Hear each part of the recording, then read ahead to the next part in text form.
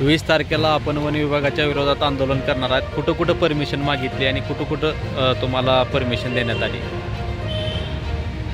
मागील 3 महिन्यापासून धाराशिव जिल्ह्यामध्ये जो वाघ धुमाकूळ घालतो त्या वाघाला पकडण्यासाठी वन विभागाला व त्यांच्या अधिकाऱ्यांना जाग आणण्यासाठी आपण वेळोवेळी वेगवेगळ्या आंदोलनाचा आत्तापर्यंत अवलंब केला। त्याच्यामध्ये त्यांना निवेदन देणं असेल, कागदी वाहक भेट देणं असेल किंवा त्यांना बेश्रमाचा फाटा भेट देऊन जाग आणण्याचा प्रयत्न केला। या उपरही त्यांना जाग आलेली नाही व त्यांच्याकडून आत्तापर्यंत कसल्याही प्रकारची यशस्वी कार्यवाही झालेली नाही। आज सकाळचं तुळजापूर रस्त्यावरील सिद्धेश्वर या ठिकाणचं, वडगाव सिद्धेश्वर या ठिकाणचं जर आपण वास्तव जाणून घेतलं तर त्या ठिकाणी एका शेतकऱ्याच्या गाईच्या लहान पिल्लावर हल्ला केला, त्याची शिकार करण्यात आली। मग ती नेमकं वाघानं केली का बिबट्यानं केली हे आणखीन पण फायनल नाही झालं, पण शक्यता नाकारता येत नाही की त्याची शिकार वाघानं केली का बिबट्यानं केली हे अधिकारी सांगतीलच। पण सगळ्यात महत्त्वाची गोष्ट अशी आहे की आपल्या जिल्हा हा अगोदरच उन्हाळी दुष्काळी जिल्हा आहे आणि या दुष्काळी जिल्ह्यात कुठंतरी शेतीला एक जोडधंदा राहावा म्हणून लोक उपजीविकेसाठी या ठिकाणी दुग्ध व्यवसायाकडे वळत आहेत आणि त्यांचं पशुधनच या ठिकाणी संपुष्टात येत आहे। आतापर्यंत शेकडो जनावरांची शिकार या बिबट्याने आणि वाघाने केलेली आहे, तरी पण या अधिकाऱ्यांना एकही बिबट्या व एकही वाघ पकडण्यात यश आलेलं नाही।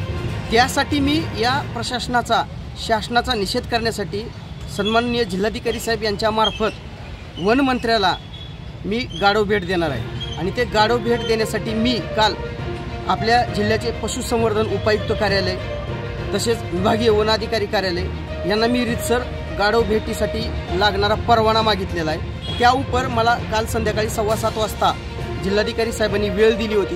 मी त्यांनाही सविस्तर चर्चा केली की बाबा मला गाढव भेट देण्यासाठी आपण रीतसर लेखी परवाना द्यावा, त्यासाठी लागणारा जो खर्च आहे, त्या गाढवाचा चाऱ्या पाण्याची जी व्यवस्था आहे ती मी स्वतः माझ्या स्वखर्चानं करायला तयार आहे। यासाठी मी या तिन्ही विभागाकडं आत्तापर्यंत मी परवाना मागितला आहे। मला आत्तापर्यंत एकाही कार्यालयातून परवान्यासाठी पत्र आलेलं नाही।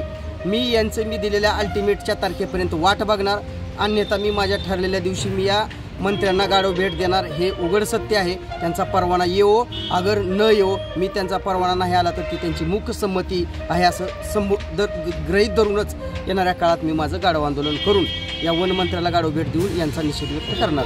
प्रशासनाच्या वतीने 2 महिने मुदत देण्यात आली होती, त्या 2 महिन्यामध्ये 15 लाख रुपये खर्च झाला असं वरिष्ठ अधिकाऱ्याकडून सांगितलं। मग ते 15 लाख नेमके गेले कुठे?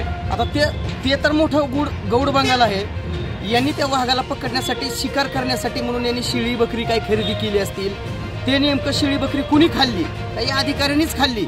आता हे पण शोध घेण्याची गरज आली आहे, का तर वाघानं तर आतापर्यंत शेकडो जनावरं शेतकऱ्याचीच फस्त केले। मग ह्यांनी त्या वाघाला 15 लाख रुपये नेमकं कशासाठी खर्च केलाय?